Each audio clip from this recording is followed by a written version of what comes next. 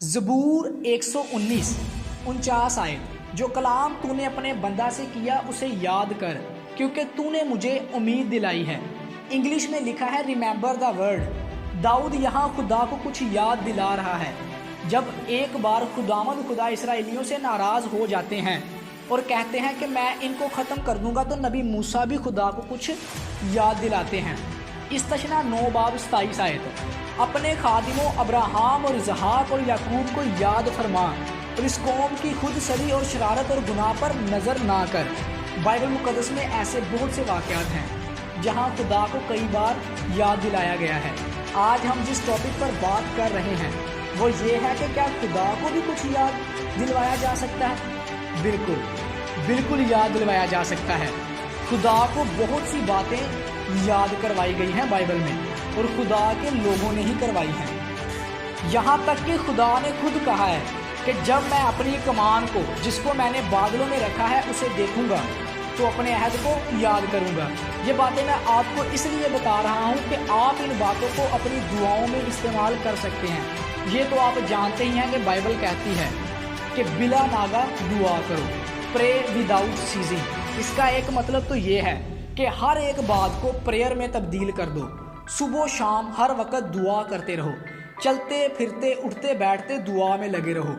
अब ये जो प्रे विदाउट सीजिंग है, ये खुदा को याद दिलाना ही है बार बार। और दुआ भी तब तक करनी चाहिए जब तक कुछ हो ना जाए। Pray until something happens. ऐसी दुआ को खुदा बहुत ही पसंद करता है। आपका जो भी मकसद है उसके मुताबिक बाइबल से आयात उठाओ और अपनी दुआ में शामिल कर दो। फिर देखना कि कितनी जल्दी आपकी दुआ खुदा के तख्त तक पहुंचती है। क्योंकि एक बार मैं पहले भी आपको बता चुका हूं कि बाइबल एक ज़िंदा किताब है और इसमें लिखी हुई हर बात भी ज़िंदा है। और जब हम इन आयात को यकीन के साथ बोलेंगे तो देखना फिर ये किस तरह आपकी ज़िंदगियों को तब्दील करती हैं।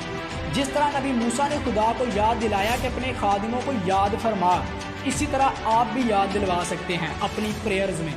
दुआ एक बीज की तरह है जो आज नहीं तो कल फलेगा ज़रूर। देखिए, हर एक फसल का मौसम होता है, लेकिन हम नहीं जानते कि दुआ का मौसम कब आएगा। ये बड़े ऊंचे लेवल की बात है जो मैं आपको बता रहा हूँ। ऐसे समझ लीजिए कि गंदम, मकई और चावल, इन सब को उगाने का एक मौसम होता है, एक सीज़न होता है। इसी में ही ये फसलें उगाई जा सकती हैं। अब जिस मकसद के लिए आप बड़ी देर से दुआ कर रहे हैं, इसका मौसम कब आएगा आप नहीं जानते। इसलिए बाइबल कहती है कि बिला नागा दुआ करो।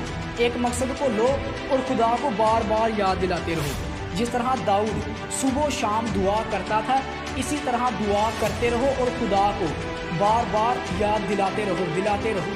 क्योंकि हमें नहीं पता कि हमारी दुआ का सीज़न कब आएगा। ये भी एक चाबी है। जितने भी लोगों ने ऐसी दुआ को किया है उन्होंने कुछ पा भी लिया है। बाइबल में खुदा के बंदों ने ऐसा ही किया है।